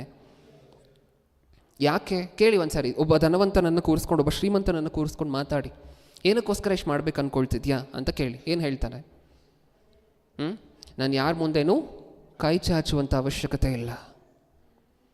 ನಾನು ಅಷ್ಟು ಹಣ ಮಾಡಿದ್ರೆ ಯಾರ ಮುಂದೆನೂ ಕೈ ಚಾಚುವಂಥ ಅವಶ್ಯಕತೆ ಇಲ್ಲ. ಇಷ್ಟಕ್ಕೂ ದೇವರು ನಮ್ಮನ್ನು ಹೇಗೆ ಸೃಷ್ಟಿ ಮಾಡಿದ್ದಾರೆ ಗೊತ್ತಾ? ಹೇಗೆ ಸೃಷ್ಟಿ ಮಾಡಿದ್ದಾರೆ?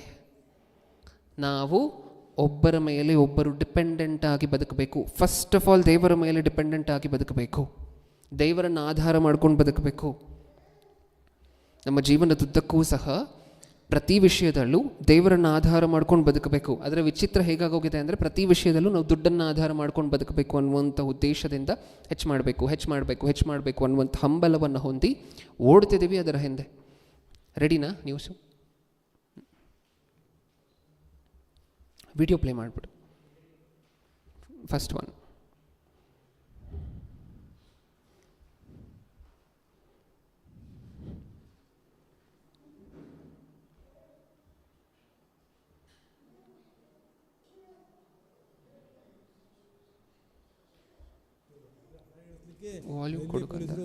ಒಂದು ದಿನ ತಗೊಂಡ್ರಂತೆ.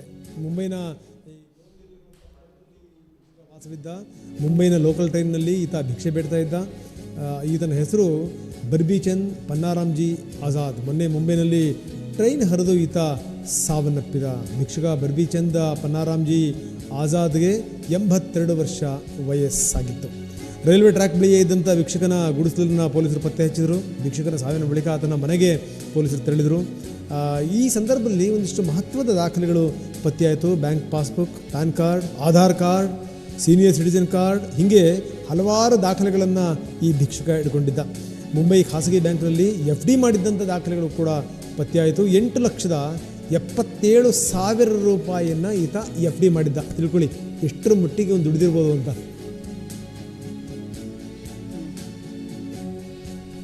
ಎಷ್ಟೊತ್ತೈತಿ ಇನ್ನು?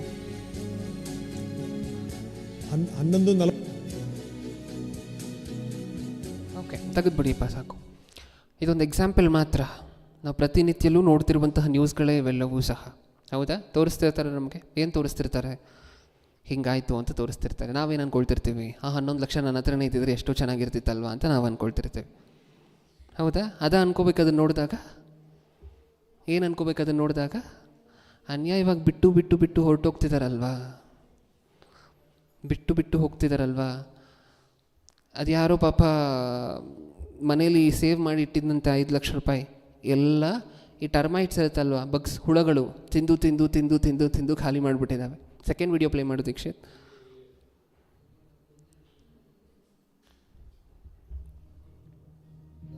ಕಂತೆಗಳು.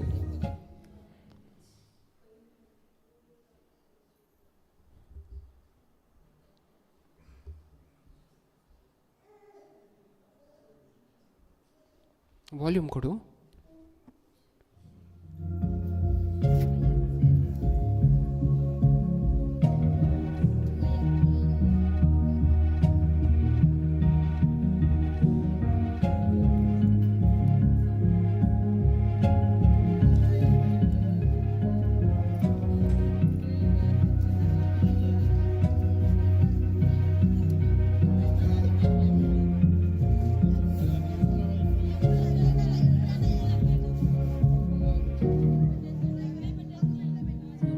ತೆಗೆದ್ಬಿಡು ದೀಕ್ಷಿತ್ ಸಾಕು.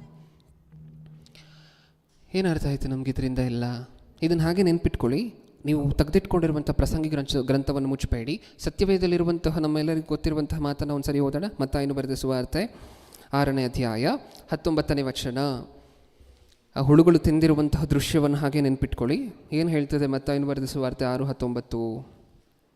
ಭೂಲೋಕದಲ್ಲಿ ಗಂಟು ಮಾಡಿ ಇಟ್ಟುಕೊಳ್ಳಬೇಡಿರಿ. ಭೂಲೋಕದಲ್ಲಿ ಗಂಟು ಮಾಡಿ ಇಟ್ಟುಕೊಳ್ಳಬೇಡಿರಿ. ಇಲ್ಲಿ ಅಂತೂ ಅದು ನುಸಿ ಹಿಡಿದು ಕಿಲುಬು ಹತ್ತಿ ಕೆಟ್ಟು ಹೋಗುವುದು. ಇಲ್ಲಿ ಅಂತೂ ಅದು ನುಸಿ ಹಿಡಿದು ಕಿಲುಬು ಹತ್ತಿ ಕೆಟ್ಟು ಹೋಗುವುದು. ಈ ನೋಟ್ಗಳೆಲ್ಲ ಏನಾಗಿದೆ ಈಗ?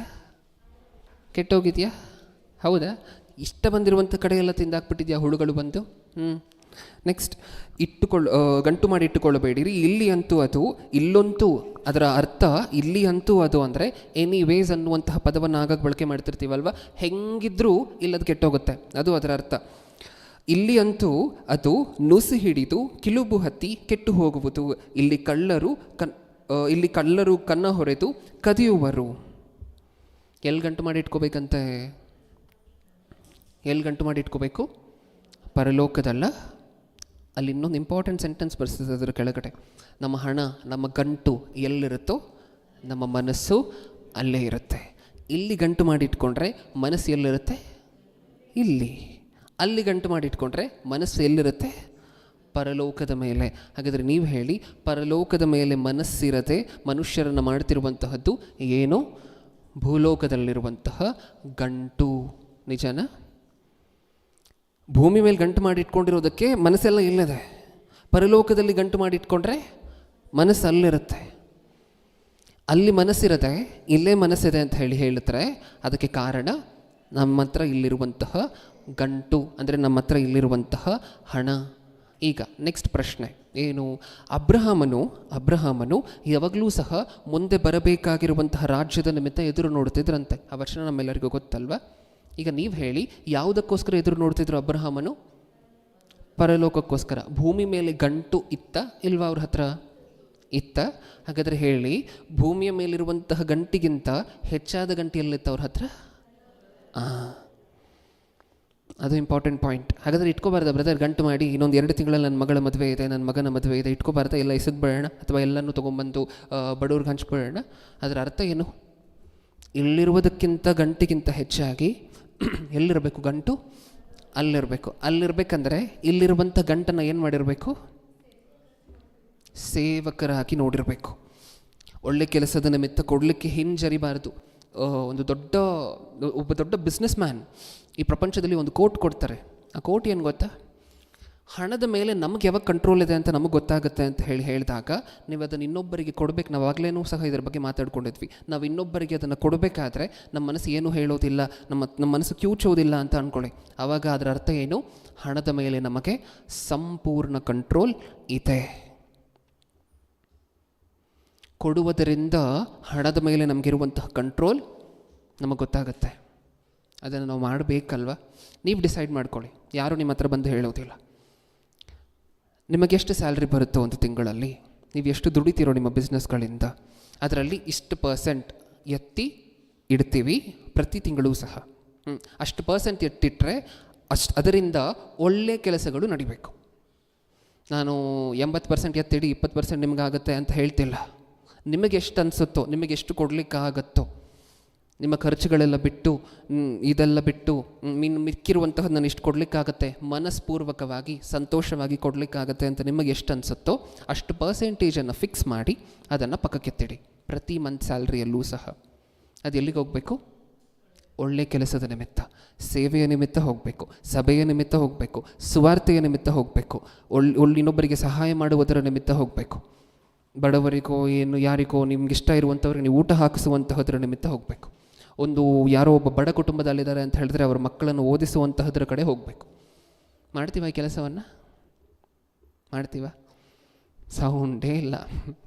Pin drop silence. ಹೌದಾ? ಸುಲಭ ಅಲ್ಲ.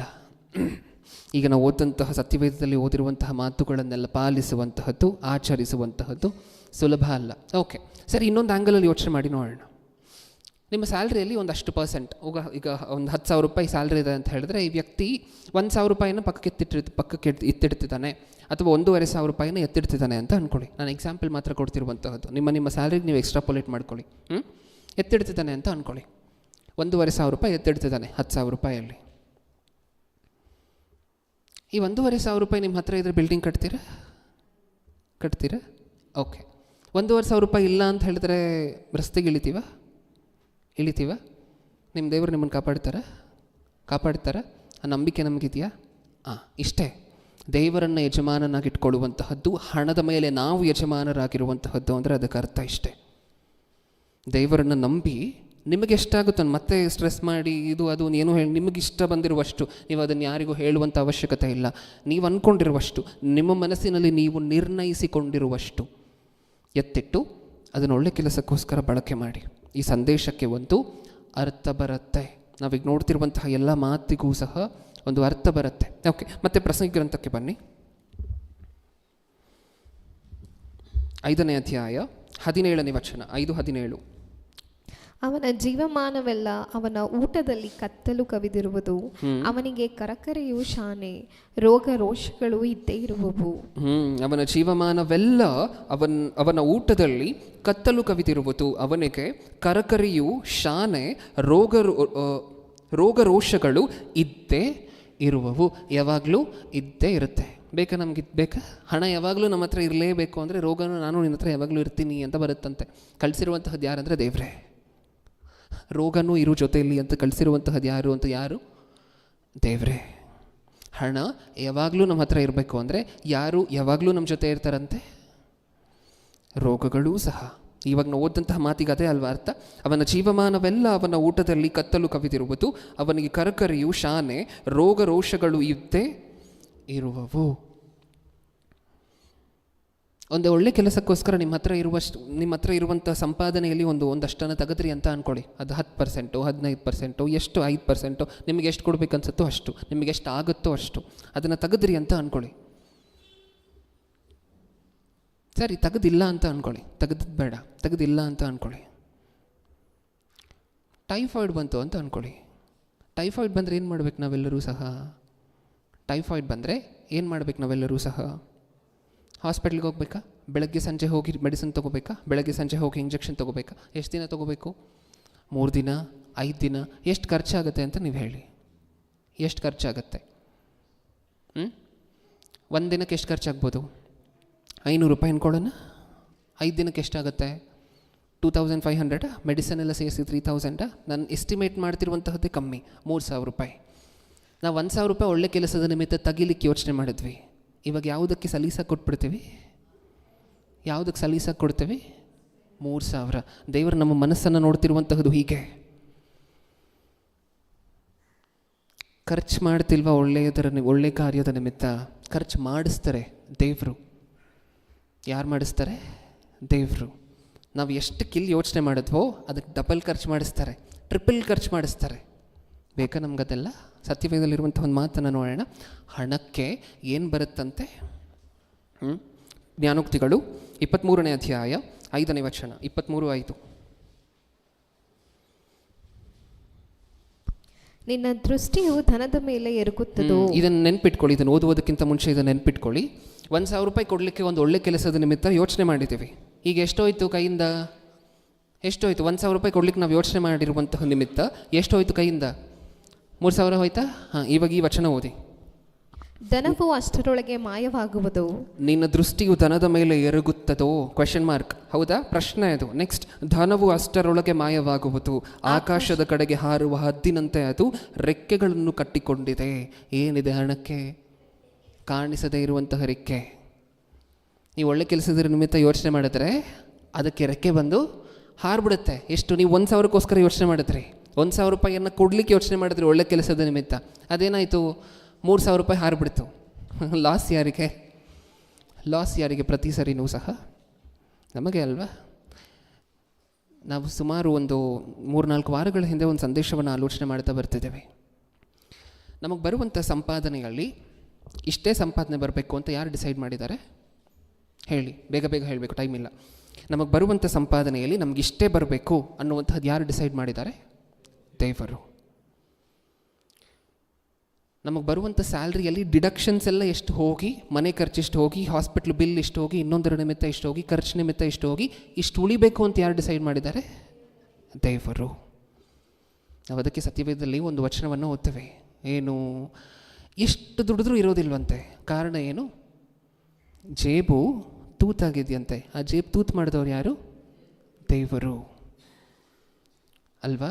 ಯಾಕೆಂದರೆ ದೇವರ ಉದ್ದೇಶವಂತೆ ಈ ಭೂಮಿಯ ಮೇಲೆ ಏನೋ ಮಾಡಬೇಕು, ನಮ್ಮನ್ನು ತುಂಬ ಉನ್ನತವಾಗಿರಬೇಕು ಅನ್ನುವಂತಹದ್ದಲ್ಲ.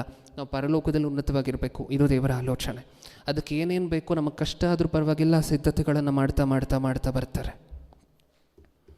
ಅದಕ್ಕೆ ನಾವೇ ಸರಿ ಹೋಗ್ಬಿಡೋಣ. ಅದಕ್ಕಿಂತ ಮುಂಚೆ ನಾವೇ ನಮ್ಮ ಹಣದ ಮೇಲೆ ಕಂಟ್ರೋಲನ್ನು ಸಾಧಿಸೋಣ. ದೇವರು ಮಾಡುವುದಕ್ಕಿಂತ ಮುಂಚೆ. ದೇವರು ಮಾಡಿದ್ರೆ ಹೇಗಿರುತ್ತೆ ನೋಡಿದ್ವಲ್ವ? ಹಾರಿಬಿಡುತ್ತೆ 3,000. ಅದರ ಪಕ್ಕ ಇನ್ನೊಂದು 0 ಹಾಕ್ಸಿದ್ರು ಅಂತ ಅಂದ್ಕೊಳ್ಳಿ ದೇವರು. 3,000ದ ಪಕ್ಕ ನಾವು 1,000 ಕೊಡೋಕ್ಕೆ ಯೋಚನೆ ಮಾಡಿದ್ವಿ. ದೇವರು ಎಷ್ಟು ಹಾರಿಸಿದ್ರು? 30,000. ಲೋನ್ ತೊಗೊಂಡು ಟ್ರೀಟ್ಮೆಂಟ್ ತೊಗೋಬೇಕಾಗಿರುವಂಥ ಪರಿಸ್ಥಿತಿ ಬರುತ್ತೆ. ನಾನು ಹೆದರಿಸ್ಲಿಕ್ಕೆ ಖಂಡಿತವಾಗ್ಲೂ ಇದನ್ನೆಲ್ಲ ಹೇಳ್ತಿಲ್ಲ. ಸತ್ಯವೇದ ಏನು ಹೇಳ್ತದೆ ಅದನ್ನು ನೋಡ್ತಿದ್ದೀವಿ ಅಷ್ಟೇ. ಈ ಒಳ್ಳೆ ಕೆಲಸದ ನಿಮಿತ್ತ ನಿಮ್ಮ ಹಣದ ಮೇಲೆ ಕಂಟ್ರೋಲನ್ನು ಸಾಧಿಸಿ. ನೀವು ಎಷ್ಟು ಮನಸ್ಪೂರ್ವಕವಾಗಿ ಎಷ್ಟು ನಿರ್ಣಯಿಸ್ಕೊಂಡಿದ್ದೀರೋ ಅದನ್ನು ಕೊಡಲಿಕ್ಕೆ ಶುರು ಮಾಡಿ. ಅದು ಬಡವರಿಗೆ ಸಹಾಯ ಮಾಡಲಿಕ್ಕೆ, ಸಂಘಕ್ಕೆ, ಸುವಾರ್ತೆ ಕಾರ್ಯಕ್ರಮದ ನಿಮಿತ್ತ, ಅಥವಾ ನೀವೇ ಒಂದು ಊರಿಗೆ ಹೋಗಿ ಸುವಾರ್ತೆ ಸಹಾಯ ಬರ್ತಿದ್ದೀರಾ ಅಂತ ಅಂದ್ಕೊಳ್ಳಿ, ಅದರ ನಿಮಿತ್ತ. ಈ ಖರ್ಚುಗಳನ್ನೆಲ್ಲ ನೀವು ಮಾಡಿದಾಗ ದೇವರು ನಿಮ್ಮನ್ನು ನೋಡ್ತಿರ್ತಾರೆ. ನಿಮಗೊಂದು ರೋಗ ಬರುವಂತಹದನ್ನು ತಡೆಯುವಂಥದ್ದು ಕಷ್ಟನ ದೇವರಿಗೆ? ನೀವು ಹಾಸ್ಪಿಟಲಲ್ಲಿ ಹೋಗಿ ಅಡ್ಮಿಟ್ ಆಗುವಂತಹದ್ದು ತಡೆಯುವಂತಹದ್ದು ಕಷ್ಟನ ದೇವರಿಗೆ? ಇಲ್ಲ. ಅವರ ಚಿತ್ತ ಇದ್ದರೆ ಅದನ್ನು ಮಾಡ್ತಾರೆ. ಆದರೆ ಈ ಹಣದ ಮೇಲಿರುವಂತಹ ಕನ್ಸೆಪ್ಷನ್ ಕಂಪ್ಲೀಟಾಗಿ ಚೇಂಜ್ ಆಗಬೇಕು. ನಮಗೆ ಕಂಪ್ಲೀಟಾಗಿ ಯೋಚನೆ ಮಾಡುವಂತಹದ್ದು, ಏನೂ ಸಹ ಯೋಧನ ಥರ ಯೋಚನೆ ಮಾಡುವಂತಹದ್ದು, ಇದೇನಕ್ಕಾದರೂ ಆಗುತ್ತಲ್ವಾ ಅಂತ ಯೋಚನೆ ಮಾಡಿ. ನಾನು ಏನು ಹೇಳ್ತಿದ್ದೆ, ಇಷ್ಟಕ್ಕೂ ನಾವು ಸಂದೇಶದಲ್ಲಿ ಸತ್ಯವೇದದಲ್ಲಿ ಏನು ನೋಡ್ತಿದ್ದೀವಿ? ಎಲ್ಲವನ್ನೂ ಕೊಟ್ಬಿಟ್ಟು ಬೀದಿಗೆ ಬಂದು ಕೂತ್ಕೋಬೇಕು ಅಂತ ಹೇಳಿದ್ದಾರೆ ದೇವರು? ಇಲ್ಲ. ಕೊಡುವಂತಹ ಮನಸ್ಸು ಅಷ್ಟನ್ನೇ ನೋಡ್ತಿರುವಂತಹ ದೇವರು. ನಿಮಗೆ 20,000 ಸ್ಯಾಲ್ರಿ ಅಂತ ಹೇಳಿದ್ರೆ ನೀವು 1,000 ಅಥವಾ 2,000 ಕೊಡೋದ್ರಿಂದ, 3,000 ಕೊಡೋದ್ರಿಂದ ನಿಮ್ಮ ಹತ್ರ ಉಳಿದಿರುತ್ತಲ್ವ, ಇನ್ನೂ ನಿಮ್ಮ ಖರ್ಚಿಗೆಲ್ಲ ಆಗಿ ಇನ್ನೂ ಉಳಿಯುತ್ತಲ್ವ ಸಾಕಷ್ಟು ಜನರಿಗೆ. ನಮಗೆ ಹಂಗೆ ಕಾಣಿಸೋದಿಲ್ಲ ದುಡ್ಡು. ಹೆಂಗೆ ಕಾಣಿಸೋದು ಗೊತ್ತಾ? 20,000ದಲ್ಲಿ 3,000 ಕೊಟ್ಟಿದ್ದೀನಿ, ಇನ್ನು ಎಷ್ಟಿದೆ ನನ್ನ ಹತ್ರ ಹೇಳಿ? ಎಷ್ಟಿದೆ ಇನ್ನು ನನ್ನ ಹತ್ರ? 17,000. 17,000 ಕಾಣಿಸೋದಿಲ್ಲ ನಮಗೆ ದುಡ್ಡು. ನನ್ನ ಹತ್ರ 17,000 ಇದೆ, ನಾನು ದೇವರಿಗೆ ಅಂತ ಕೊಟ್ಟಿರುವಂಥದ್ದು 3,000ನೇ ಅಂತ ಕಾಣಿಸೋದಿಲ್ಲ. 3,000 ಕೊಟ್ಟಿದ್ದೀನಿ ದೇವರಿಗೆ. 3,000 ಏನೇನು ಬರ್ತಾಯಿತ್ತು ಗೊತ್ತಾ? ಈ 17,000ದಲ್ಲಿ ಏನೇನು ಬರುತ್ತೋ ಬಿಟ್ಬಿಡ್ತೀವಿ ನಾವು. ಆ 3,000ದಲ್ಲಿ ಏನೇನು ಬರುತ್ತೋ ಅದನ್ನು ಹಿಡ್ಕೊಳ್ತೇವೆ. ಹೌದಾ? ಎಷ್ಟು ವಿಚಿತ್ರವಾಗಿ ಯೋಚನೆ ಮಾಡ್ತೇವೆ, ವಿಚಿತ್ರವಾಗಿ. ಅದಕ್ಕೆ ಹೇಳುವಂತಹದ್ದು ಹಣ ಒಂದು ಮಾಯೆ, ಮೋಸ ಮಾಡುತ್ತೆ ನಮ್ಮನ್ನು. ಜ್ಞಾನೋಕ್ತಿಗಳು 18ನೇ ಅಧ್ಯಾಯ 11ನೇ ವಚನ.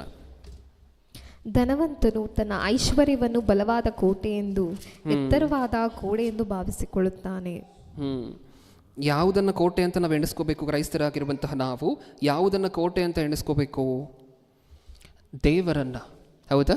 ವಾಕ್ಯವನ್ನು ಇದು ಬಲವಾಗಿರುವಂತಹ ಕೋಟೆ ಅಂತ ಅನ್ಕೋಬೇಕು. ಹಣ ನಮಗೇನು ಅಂದ್ಕೊಳ್ಳುವಂತೆ ಮಾಡುತ್ತಂತೆ? ಧನವಂತನು ತನ್ನ ಐಶ್ವರ್ಯವನ್ನು ಬಲವಾದ ಕೋಟೆಯೆಂದು ಎತ್ತರವಾದ ಗೋಡೆಯೆಂದು ಭಾವಿಸಿಕೊಳ್ಳುತ್ತಾನೆ. ಅಂದರೆ ಆ ಮಾಯೆಯಲ್ಲಿದ್ದಾನೆ, ಆ ಥರ ಮೋಸ ಹೋಗ್ತಿದ್ದಾನೆ. ಹಣನೇ ಎತ್ತರವಾಗಿರುವಂತಹ ಕೋಟೆ, ಬಲವಾಗಿರುವಂತಹ ಗೋಡೆ ಅಂತ ಹೇಳಿ ಭಾವಿಸ್ಕೊಳ್ತಿದ್ದಾನಂತೆ. ನಿಜ ಹೇಳಬೇಕು ಅಂತ ಹೇಳಿದ್ರೆ ದೇವರ ಸ್ಥಾನವನ್ನು ನಿಧಾನವಾಗಿ ಹಣ ಅನ್ನುವಂತಹದ್ದು ಆಕ್ಯುಪೈ ಮಾಡ್ತಾ ಹೋಗ್ತಿದೆ ನಮ್ಮ ಜೀವನಗಳಲ್ಲಿ, ನಮಗೆ ಗೊತ್ತಾಗದೆ. ಯೋಚನೆ ಮಾಡೋಣ ಇದರ ಬಗ್ಗೆ. ಮತ್ತೆ ಪ್ರಸಂಗಿ ಗ್ರಂಥ 5ನೇ ಅಧ್ಯಾಯ 18ನೇ ವಚನ. 5:18. ಈಗೋ ನಾನು ಕಂಡದ್ದು ಇದೆ, ದೇವರು ಒಬ್ಬನಿಗೆ ದಯಪಾಲಿಸಿರುವ ಜೀವಮಾನದ ದಿನಗಳೆಲ್ಲ ಅವನ ಅನ್ನಪಾನಗಳನ್ನು ತೆಗೆದುಕೊಂಡು ತಾನು ಲೋಕದೊಳಗೆ ಪಡುವ ಪ್ರಯಾಸದಲ್ಲಿಯೂ ಸುಖವನ್ನು ಅನುಭವಿಸುವುದು ಮೇಲಾಗಿಯೇ ಉಚಿತವಾಗಿದೆ ಇದೇ ಅವನ ಪಾಲು. ಮತ್ತು ಆತನು ಯಾವನಿಗೆ ಆಸ್ತಿ ಪಾಸ್ತಿಗಳನ್ನು ದಯಪಾಲಿಸುವುದಲ್ಲದೆ ಅದನ್ನು ಅನುಭವಿಸಿ ಪಾಲಿಗೆ ಬಂದದ್ದನ್ನು ಹೊಂದಿ ತನ್ನ ಪ್ರಯಾಸದಲ್ಲಿ ಸಂತೋಷ ಪಡಲು ಶಕ್ತಿ ಕೊಡುವನು, ಅವನ ಸುಖವು ದೇವರ ಅನುಗ್ರಹ.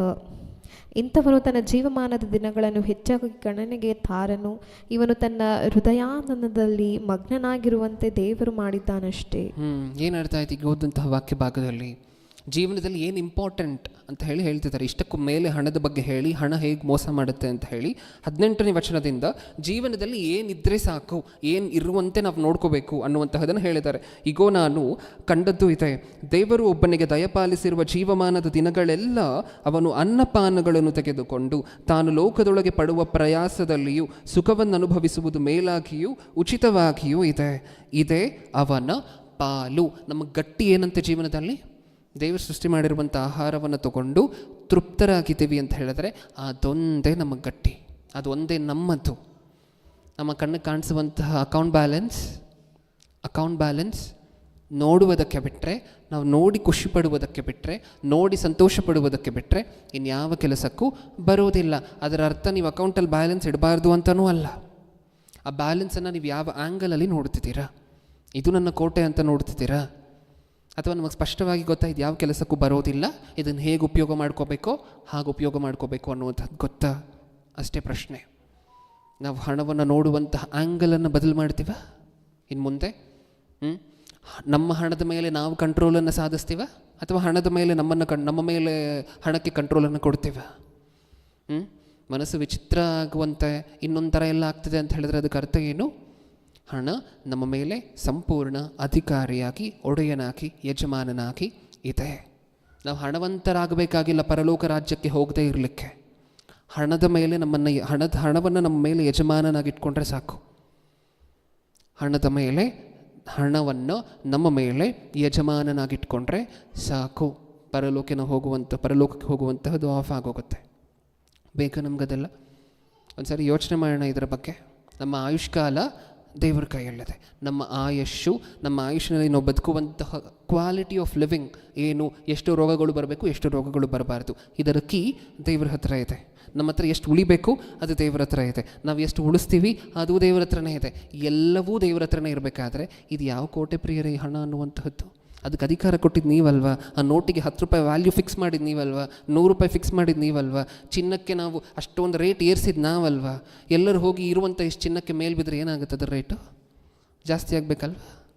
ನಾಳೆಯಿಂದ ನಾವು ಯಾರೂ ಸಹ ಕಳೆದ ವಾರ ನಾವು ಮಾತಾಡ್ಕೊಂಡು ಹಾಗೆ ನಾಳೆಯಿಂದ ನಾವು ಯಾರು ಚಿನ್ನದ ಒಡವೆಗಳನ್ನು ಹಾಕೊಳ್ಳೋದಿಲ್ಲ, ಬರೀ ಕಬ್ಬಿಣದ ಒಡವೆಗಳನ್ನು ಮಾತ್ರ ಮಾಡಿಸ್ಕೊಂಡು ಹಾಕೋತೀವಿ ಅಂತ ಕನ್ಕ್ಲೂಷನ್ಗೆ ಬಂದರೆ ಚಿನ್ನ ಏನಾಗುತ್ತೆ? ರಸ್ತೆಯಲ್ಲಿ ಬಿದ್ದಿರುತ್ತೆ.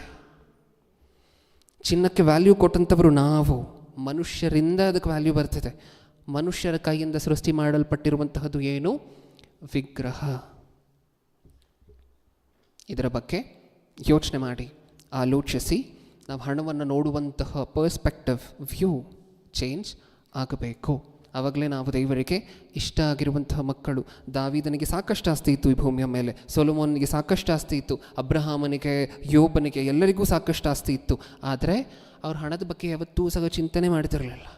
ತಮ್ಮ ಗಂಟಿನ ಮೇಲೆ ಯಾವತ್ತೂ ತಮ್ಮ ಮನಸ್ಸು ಇರಲಿಲ್ಲ. ಎಲ್ಲ ಮನಸ್ಸೆಲ್ಲ ದೇವರ ಮೇಲೆ ಇತ್ತು. ನೀವು ಅವ್ರು ಬರೆದಿರುವಂಥ ಗ್ರಂಥಗಳನ್ನು ನೀವು ಓದಬೇಕಾದ್ರೆ, ಅವರ ಗ್ರಂಥಗಳನ್ನು ನೀವು ಓದಬೇಕಾದ್ರೆ ಏನು ಅನ್ಸುತ್ತೆ ನಮಗೆ?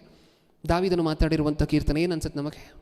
ಯಾವನು ದುಷ್ಟರ ಆಲೋಚನೆಯಂತೆ ನಡೆಯದೆ ಪಾಪಾತ್ಮರ ಮಾರ್ಗ, ಅದೆಲ್ಲ ಮಾತಾಡ್ತಾ ಕೊನೆಯಲ್ಲಿ ಹಗಲಿರುಳು ಯೆಹೋವನ ಧರ್ಮಶಾಸ್ತ್ರದಲ್ಲಿ ಆನಂದ ಪಡುವವನಾಗಿ ಅದನ್ನೇ ಹಗಲಿರುಳು ಜ್ಞಾನಿಸುವವನು ಎಷ್ಟೋ ಧನ್ಯನು. ಅಂದರೆ ಇವ್ರ ಗಂಟು ಮೇಲಿತ್ತ, ದೇವರ ಗ್ರಂಥದ ಮೇಲಿತ್ತ ಇವ್ರಿಗೆ ಮನಸ್ಸು.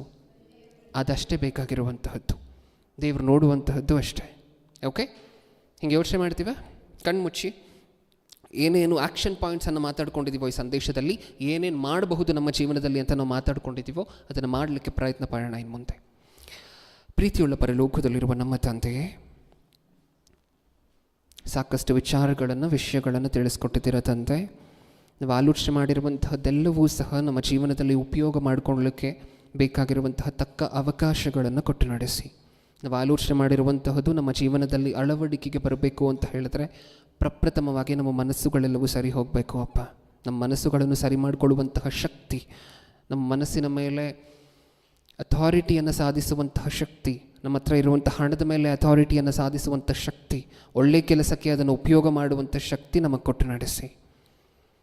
ಇದು ಒಂದು ಅಭ್ಯಾಸ ಆಗುವಂತೆ ನಮ್ಮ ಜೀವನಗಳಲ್ಲೆಲ್ಲವೂ ಸಹ ಕೊಡುವಂತಹದ್ದು. ಹಣವನ್ನು ಒಳ್ಳೆಯ ಕೆಲಸದ ನಿಮಿತ್ತ, ಸುವಾರ್ತೆಯ ನಿಮಿತ್ತ ಉಪಯೋಗ ಮಾಡಿಕೊಳ್ಳುವಂತಹದ್ದು ಅಭ್ಯಾಸ ಆಗುವಂತೆ ನಮ್ಮೆಲ್ಲರ ಜೀವನದಲ್ಲಿ. ಅದು ಮಾಡದೇ ಹೋದರೆ ನಾವೇನೋ ಕಳೆದುಕೊಂಡ ಹಾಗೆ, ಆ ಹಂತಕ್ಕೆ ನಾವು ಬರೋ ಹಾಗೆ ನಮಗೆ ಬೇಕಾಗಿರುವಂತಹ ಸಹಾಯವನ್ನು, ದೃಢ ಮನಸ್ಥಿತಿಯನ್ನು ಕೊಟ್ಟು ನಡೆಸಿ. ಎರಡನೇ ಸಂದೇಶವನ್ನು ನಿಮ್ಮ ಮಗನ ಮೂಲಕ ನಾವು ಕೇಳಬೇಕಾದ್ರೆ ಅದನ್ನು ಅರ್ಥ ಮಾಡಿಕೊಂಡು ನಮ್ಮ ಜೀವನದಲ್ಲಿ ಅಳವಡಿಸ್ಕೊಳ್ಳಿಕ್ಕೆ ಬೇಕಾಗಿರುವಂಥ ಬಲವನ್ನು, ಶಕ್ತಿಯನ್ನು ಕೊಟ್ಟು ನಡೆಸಿ. ನನ್ನ ಪ್ರಾರ್ಥನೆ ಯೇಸು ಕ್ರಿಸ್ತರ ನಾಮದಲ್ಲಿ ಸಮರ್ಪಿಸಿ ಬೇಡಿಕೊಳ್ಳುತ್ತಿದ್ದೇನೆ, ಪರಲೋಕದಲ್ಲಿರುವ ನಮ್ಮ ತಂದೆಯೇ. ಆಮೆನ್.